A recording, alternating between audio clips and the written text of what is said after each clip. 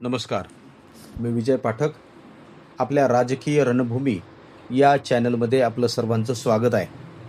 आजचा विषय बदलतंय महाराष्ट्राचं राजकारण. महाराष्ट्राचं राजकारण खरंच बदलतंय का? हा प्रश्न आज केवळ राजकीय अभ्यासकांनाच नाही, तर सामान्य नागरिकांनाही पडू लागला आहे. कारण गेल्या काही वर्षात राज्याच्या राजकारणात अनेक महत्त्वाचे बदल घडताना दिसून आले. प्रचाराच्या पद्धती बदलल्या, मतदारांच्या अपेक्षा बदलल्या, माहिती मिळवण्याचे मार्ग बदलले आणि सर्वात महत्त्वाचं म्हणजे राजकारणाच्या पलीकडे पाहण्याचा नागरिकांचा दृष्टिकोन सुद्धा बदलू लागला. पण हा बदल नेमका काय? महाराष्ट्राचं राजकारण खरंच नव्या टप्प्यात प्रवेश करतंय का? आणि या बदलाचा सर्वसामान्य नागरिकांवर काय परिणाम होऊ शकतो? आजच्या व्हिडिओमध्ये आपण याचा सखोल आणि शांतपणे विचार करणार आहोत. मित्रांनो, महाराष्ट्राची राजकीय परंपरा खूपच समृद्ध आहे. स्वातंत्र्यानंतरच्या काळापासून राज्याने अनेक प्रभावी नेते, मोठ्या राजकीय चळवळी आणि ऐतिहासिक निर्णय पाहिले आहेत. संयुक्त महाराष्ट्र आंदोलन असो, सहकार चळवळीचा विस्तार असो, औद्योगिक विकास असो किंवा ग्रामीण भागातील सामाजिक परिवर्तन असो, महाराष्ट्राच्या राजकारणाने नेहमीच देशाला दिशा देण्याचं काम केलं आहे. मात्र काळ बदलला आणि त्याच्यासोबत राजकारणाची शैलीही बदलू लागली. एकेकाळी राजकीय चर्चा मुख्यतः वर्तमानपत्रे, सभा आणि सार्वजनिक कार्यक्रमांमध्ये होत असत. आजची परिस्थिती पूर्णतः वेगळी आहे. प्रत्येकाच्या हातात स्मार्टफोन आहे. प्रत्येक नागरिक काही सेकंदात माहिती मिळवू शकतो. एका राजकीय घडामोडींवर हजारो प्रतिक्रिया काही मिनिटात येऊ शकतात. त्यामुळे राजकारण अधिक वेगवान झालंय. आजचा मतदार पूर्वीपेक्षा अधिक माहिती घेतोय. तो विविध स्रोतांमधून बातम्या पाहतोय, वेगवेगळे दृष्टिकोन ऐकतोय आणि त्यानंतर स्वतःचं मत तयार करतोय. त्यामुळे मतदारांना गृहीत धरणं कोणत्याही पक्षासाठी किंवा नेत्यासाठी सोपं राहिलेलं नाही. पूर्वी अनेक कुटुंबांमध्ये विशिष्ट पक्षाला मतदान करण्याची परंपरा असायची. पण आजची तरुण पिढी वेगवेगळ्या पद्धतीने विचार करते. ती व्यक्ती, पक्ष, कामगिरी, विकास आणि स्थानिक प्रश्न याचा विचार करून निर्णय घेण्याचा प्रयत्न करताना दिसून येते. त्यामुळे मतदारांच्या अपेक्षांमध्ये मोठा बदल दिसून येतो आहे. उदाहरणार्थ, रोजगार हा विषय अनेक तरुणांसाठी महत्त्वाचा विषय आहे. शिक्षण पूर्ण केल्यानंतर संधी कुठे मिळेल, उद्योगधंदे किती वाढतील, स्थानिक पातळीवर रोजगार निर्मिती कशी होईल याबाबत तरुणांमध्ये उत्सुकता होते.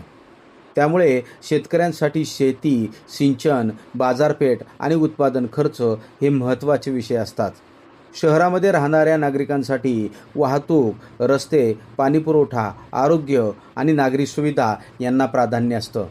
म्हणजेच आज प्रत्येक मतदार आपल्या आयुष्याशी थेट संबंधित प्रश्नांवरती अधिक लक्ष देताना दिसून येतोय आणि हेच बदलत्या राजकारणाचं एक महत्त्वाचं लक्षण मानलं जाऊ शकतं. याचबरोबर सोशल मीडियाचा प्रभाव मोठ्या प्रमाणावर वाढला आहे. काही वर्षापूर्वी एखाद्या राजकीय संदेशाला जनतेपर्यंत पोहोचवण्यासाठी दिवस किंवा आठवडे लागू शकत होते, परंतु तो आज संदेश काही मिनिटांमध्ये लाखो लोकांपर्यंत पोहोचतोय. यामुळं राजकीय संवाद अधिक वेगवान झालेला दिसून आला आहे.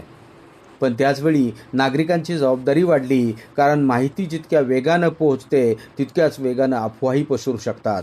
त्यामुळे माहितीची पडताळणी करणं आणि तथ्यांवरती आधारित मत बनवणं हे आज अधिक महत्त्वाचं झालेलं दिसून येत आहे. महाराष्ट्राच्या राजकारणात आणखीन एक महत्त्वाचा बदल म्हणजे स्थानिकांच्या प्रश्नांचं वाढतं महत्त्व. महाराष्ट्र हा विविधतेने भरलेला प्रदेश आहे. विदर्भ, मराठवाडा, कोकण, पश्चिम महाराष्ट्र आणि मुंबई या सर्व भागांच्या गरजा आणि आव्हानं मात्र या ठिकाणी वेगळी दिसून येतात. कुठे पाण्याचा प्रश्न महत्त्वाचा वाटतो, कुठे उद्योगांचा, कुठे शेतीचा, तर कुठे शहरी विकासाचा. त्यामुळे आज राजकीय चर्चांमध्ये स्थानिक प्रश्न अधिक जागा मिळताना दिसते. मतदारांना आपल्या भागातील प्रश्नांची उत्तर हवी असतात आणि त्यामुळं स्थानिक नेतृत्वही महत्त्व वाढवत आहे. याचबरोबर राजकारणात डेटा आणि तंत्रज्ञानाचाही वापर वाढताना दिसतोय. आज निवडणुका, प्रचार, जनसंपर्क आणि मतदारांपर्यंत पोहोचण्यासाठी पद्धती आणि आधुनिक विकसित होत असताना दिसत आहेत. डिजिटल माध्यमांद्वारे नागरिकांशी संवाद साधणं हे आता राजकारणाच्या विषयाचा महत्त्वाचा भाग बनला आहे. आता प्रश्न असा आहे की या सर्व बदलांमुळे महाराष्ट्राचं राजकारण नेमकं कुठं चाललं आहे? त्याचं उत्तर एका वाक्यात मात्र देता येणार नाही, कारण राजकारण हे सतत बदलणारं क्षेत्र आहे.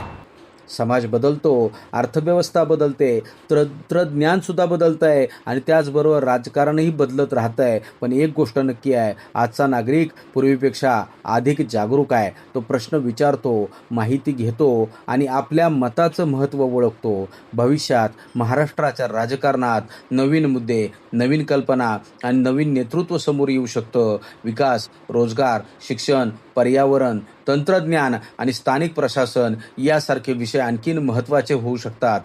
नागरिकांच्या अपेक्षाही वाढत राहतील आणि त्या पूर्ण करण्यासाठी राजकीय व्यवस्थेलाही अधिक सक्रिय राहावं लागेल. मित्रांनो, राजकारण म्हणजे केवळ निवडणुका आणि पक्षीय चर्चा नाही. राजकारण म्हणजे आपल्या दैनंदिन जीवनावर परिणाम करणाऱ्या निर्णयांची प्रक्रिया. म्हणूनच राजकारण समजून घेणं हे प्रत्येक नागरिकासाठी महत्त्वाचं आहे. महाराष्ट्राचं राजकारण बदलतं आहे का? कदाचित हो, पण त्यातूनही महत्त्वाचं म्हणजे महाराष्ट्राचा मतदार बदलतोय का? आणि जर मतदार बदलतोय तर राजकारणसुद्धा बदलावंच लागतं आहे. तुम्हाला काय वाटतं? महाराष्ट्राच्या राजकारणात सर्वात मोठा बदल कोणता दिसतोय? तुमचं मत कमेंटमध्ये नक्की लिहा. व्हिडिओ आवडला असेल तर शेअर करा, लाईक करा आणि महाराष्ट्राच्या राजकारणातील अशाच सखोल, तथ्याधारित आणि सोप्या विश्लेषणांसाठी राजकीय रणभूमी चॅनलला सबस्क्राईब करायला विसरू नका. जय हिंद, जय महाराष्ट्र.